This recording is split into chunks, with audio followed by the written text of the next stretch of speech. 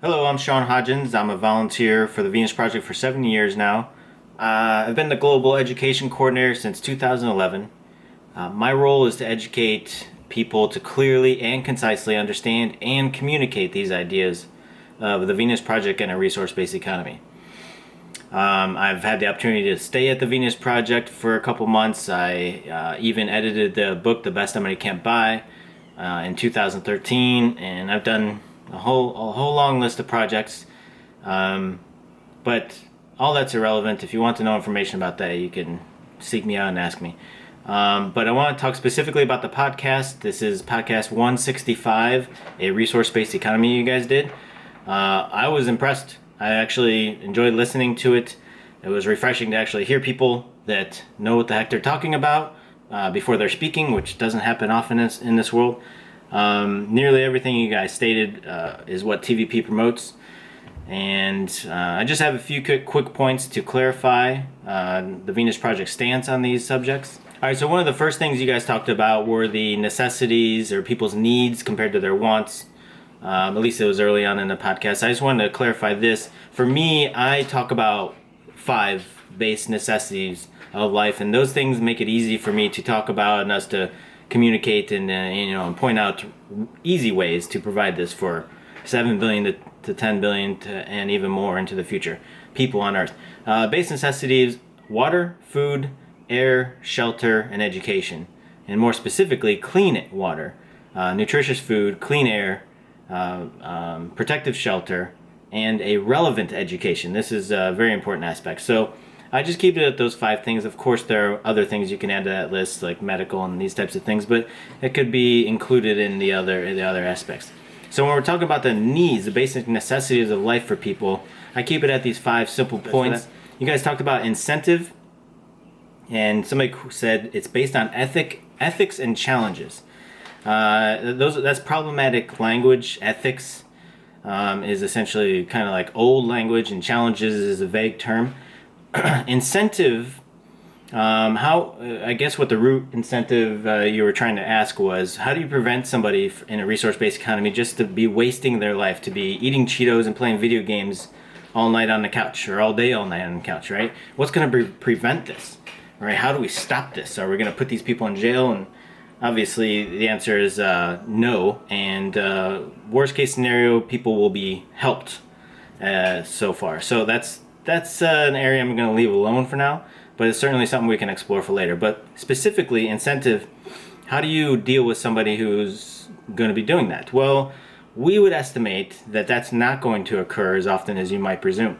Right now, I'll give you an example. Here in America, in the country with the most inundation with media, ownership, property, selfishness, greed, all these things in America, I would use America as one of the worst examples of this.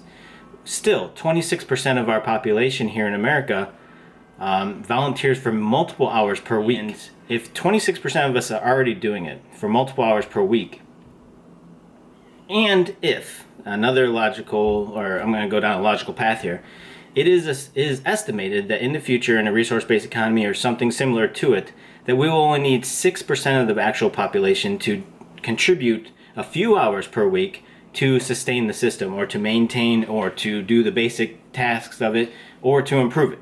So if only 6% of the population is required to put in three hours, and if in the current country where that has the most distractions, let's put it that way, but our volunteerism is still at 26%, at a few hours per week, you add those 2 things together, and when we forecast into the future, it's pretty easy to see that we will have that aspect taken care of. It really won't matter if people are sitting on their couch playing video games all day, eating Cheetos, so to speak.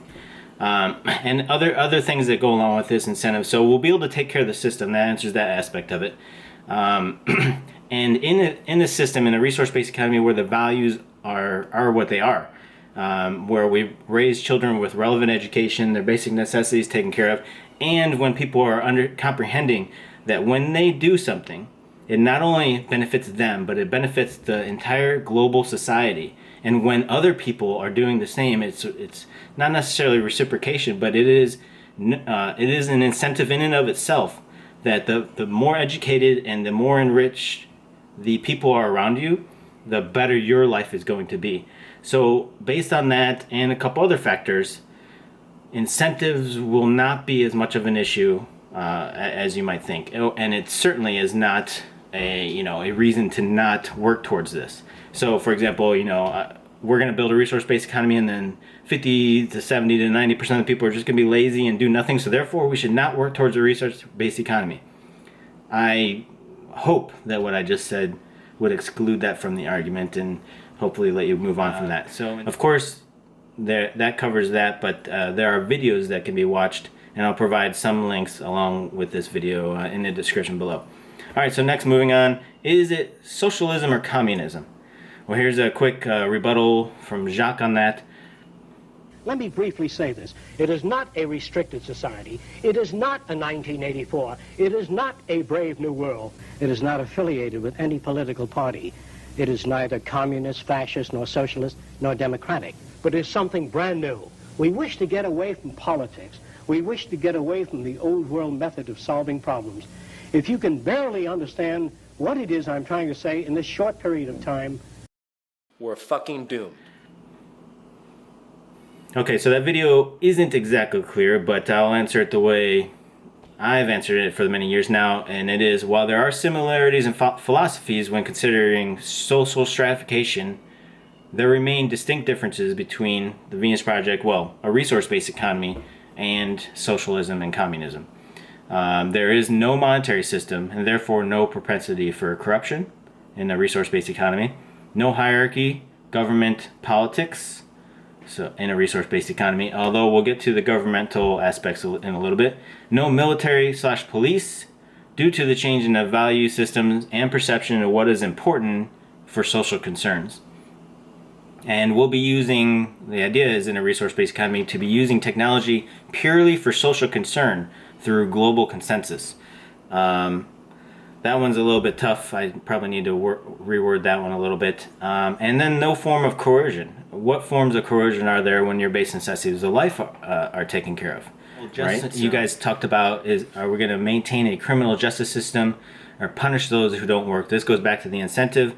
Jacques has said that there will be a need for military and police during the transition, but during a resource-based economy, the idea is that it won't be necessary. I would foresee that into generation 2 or 3 into a resource-based economy, because I think the first and second generation are still going to be dragging along what we call primordial slime. We're going to be still passing on our bad habits, some of our negative mentalities, not bad or negative, I'm using shitty language right there, irrelevant attitudes and behaviors. And then it will still take us generations to kind of get that all out of us, because we're all damaged. We're all dragging some sort of primordial slime behind us. So there are going to be issues, specifically during the transition. But the way I try to comprehend that is make it 3 distinct areas: the now, the transition, and the resource-based economy. And so will we have a criminal justice system? No. In a resource-based economy. Yes, now, and yes, during the transition. Does it make sense? The Venus Project has aims and proposals. The link to that webpage is in the description below. And the aims and proposals have phases to it. Phase 1 was build a research center. That's what they consider to be in Venus, Florida right now. It is 10 buildings on 21 acres, and 4 people live there. And Jacques, from the 80s to now, has done his research on different areas, I suppose. The domes there are essentially irrelevant. They're just places to live. But they do show a little bit of an example of how you can have many buildings in a small area and still perceivably be far apart from each other. So you can have your privacy while being in a condensed area. And that gets into a whole nother area of how we will actually be able to house millions, if not billions, of people throughout all these cities in small square footage, but actually have it perceivably large. That's another subject. I'm going to leave that alone for now.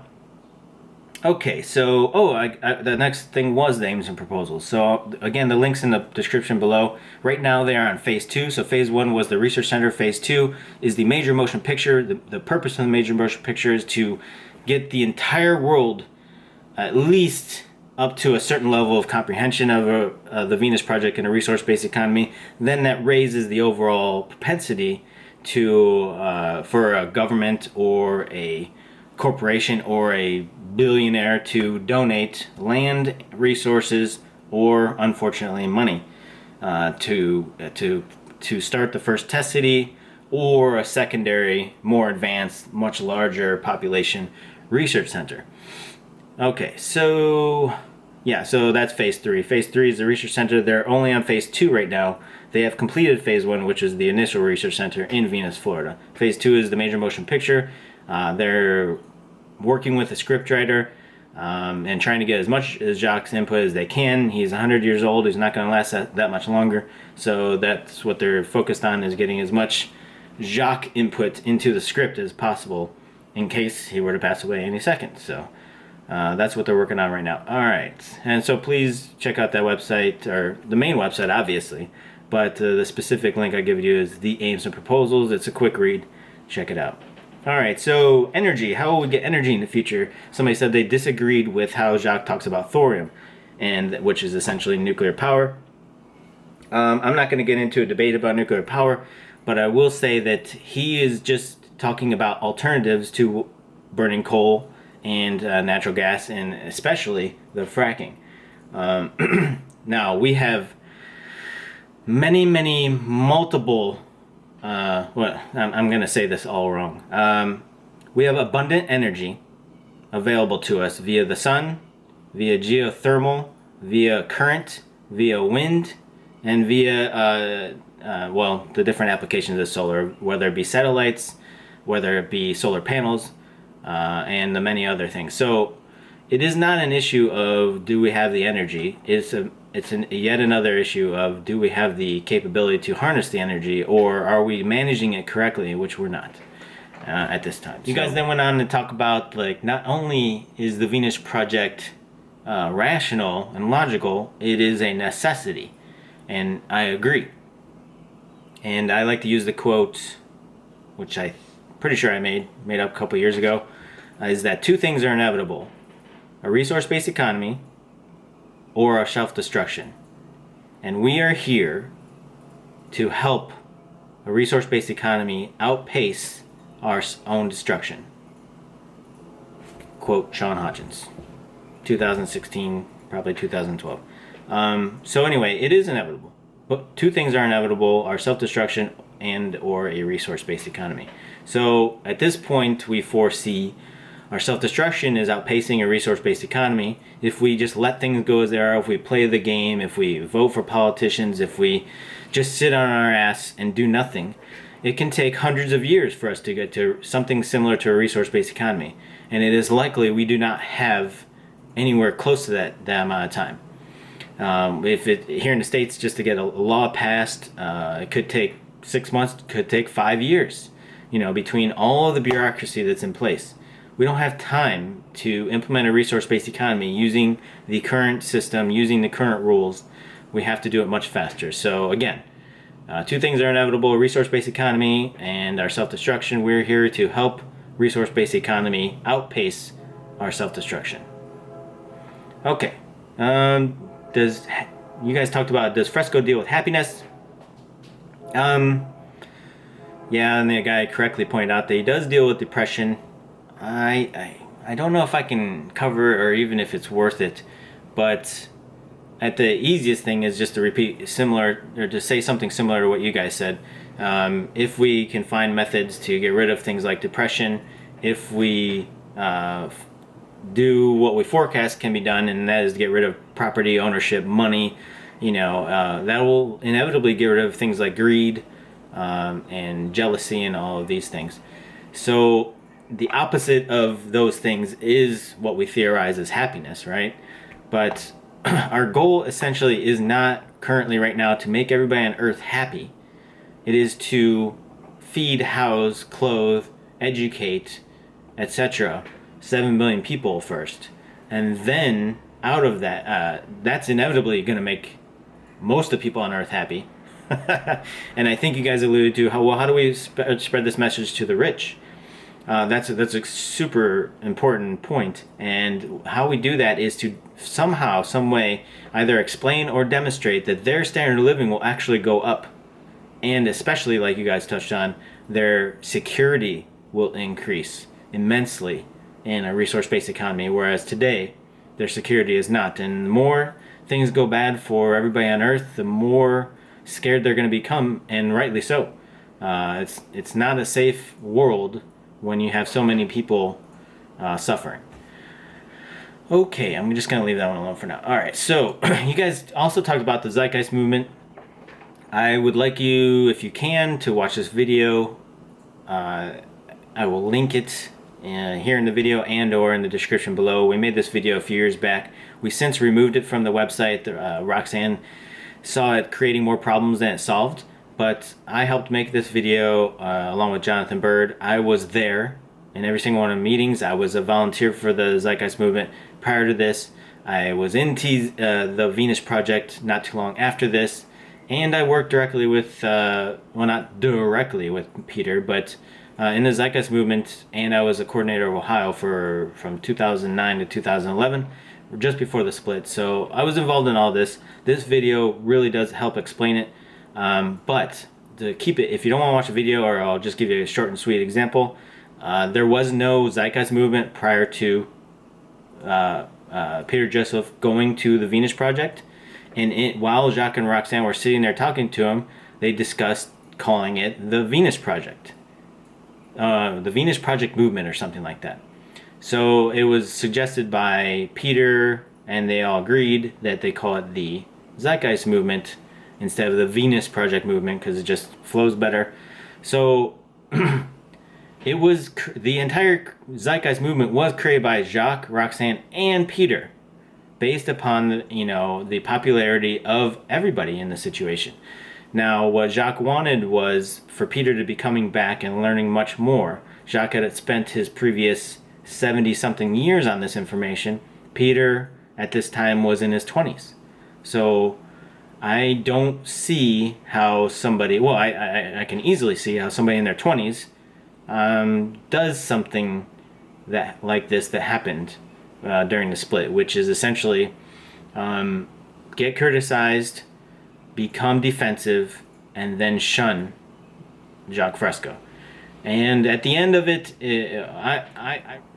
but let me state clearly, the entire situation is unfortunate. Each time we separate and work on our own projects, humanity takes a step backwards, and each time we collaborate and work together, humanity takes a step forward. So no matter what details the situation has with the Zeitgeist Movement, the Venus Project, it is unfortunate.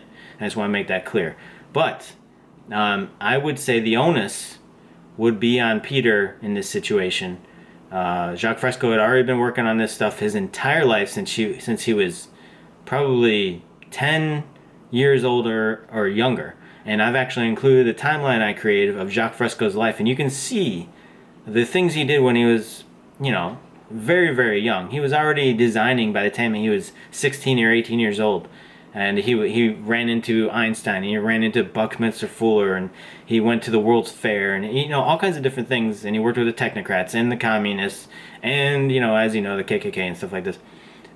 There's no way that Peter just gets it, continues Jacques' idea with this anything similar or even close to the understanding or knowledge that Jacques Fresco has. So what Peter has done is essentially renamed Jacques' work, unfortunately, into an NLRB, Natural Law Resource-Based Economy, which is whatever. So it's tough to argue for Peter in this situation. I would default to Fresco in this area. Now, the only area that Peter is possibly more experienced than Jacques is in movie creation, documentary creation, but even in that's arguable. Jacques went to Los Angeles in the 30s and 40s and did special effects for film. And since then he's created a few documentaries of his own. So it's hard to even argue that, but Peter did make some points that it wasn't efficient to ask the population or the support base for donations for the major motion picture, which the Venus Project is not doing, by the way. It is possible that they were at one point, but anyway, that's irrelevant. So anyway, screw that topic. I'm going on to the next one.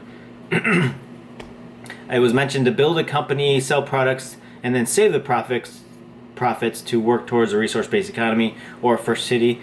Now this is not in the Venus Project's aims and proposals. They don't talk about this, but on a personal level, I think this is useful. I think one of the ways we could possibly help this thing out is for us to work together with like minds and with a high level of capabilities and create, invent, work on projects to the point where we're able to create things and invent new things with this value system and these new ideas, or newer ideas, to create products that will surpass this system or be very valuable to the system. We sell them, we use the profits to help to build more research centers or more things. I think that is a possible way forward, that we will create some sort of maybe automated farming system, right? And then we use the profits where another corporation might buy us out, and we use those profits for helping to create the first city. But there are problems with that. But I think that's possible. It's not, again, to be clear, not part of TVP's aims and proposals, and nor do they mention this type of thing at all. Now, one thing I think you guys left out that I've already mentioned in this video probably 2 or 3 times are values. Now, a value system. What we talk about in the Venus Project is changing the value system of current humans and the value system that we foresee in the Venus Project Society. There's never been a list of these values made, but it's pretty easy to figure them out, right? Equality for all humans. In fact, equality and access to all living beings, right? Reclaiming, helping nature reclaim parts of the earth that we've messed up, cleaning up the environment. And byproducts of this are less or no racism, everybody having free access to the basic necessities of life, high values put into education and the other necessities of life, and then efficiency, systems approach, these types of ideas. So when you talk about another human and that they might be problematic to bring into these types of ideas, well, they're not the problem, it's their value system. And the value system is given to them and programmed into them by their friends, family, environment, schooling, social structure, and government and political environment that they're dealing with. So we do get people that have some of these values already instilled in them, and then it's kind of our job to work towards methods to give this value system to as many people as we can. So I didn't hear any talk of values, so that just gives me, that's a nice indicator of your guys' level of exposure. I imagine, I'm just going to guess, I imagine you guys watched a documentary and a couple videos. I doubt that you read The Best That Money Can't Buy, possibly not watched Future by Design, and certainly have not had access yet to the 70s and 80s lectures. And I would say, if you can find a way to get your hands on those, they are invaluable. The 70s and 80s lectures of Jacques Fresco are when he was in his prime, talking about very deep, complex subjects, and we do give some exposure, but unfortunately the Venus Project itself has to sell them, so they are hidden, they have to be restricted, they can't be given out. Same thing with the book. They actually print the book, they pay for printing themselves, so they recoup that through the sales of the book. But as I have in the most recent commercial, it's available in paperback, it's available in ebook, Kindle, and EPUB, I believe, something like that. So there are many methods to get access to the book, super important. And the entire video I'm talking about all these subjects actually exist. I think the answers all exist in the FAQ, frequently asked questions. This is also freely available on the main website. It just takes time and effort to go through them. And that link to the FAQ is in the description below. And the website I worked on a few years ago with the help, well, not the help, I was the help, and he did 95% of the work. Jeff.say from Turkey created askjacquesfresco.com. That link is also in the description. It is a FAQ, well, on steroids. It has audio responses, and it also has some video-based responses. It's not as in-depth or as deep as we would like it to be, but it is a great tool for you to use. So check out all those links to get more in-depth information about the Venus Project. And that's all I have for now. Again, great podcast, guys. Just want to give you some clarification, and I'll see you guys later. Bye.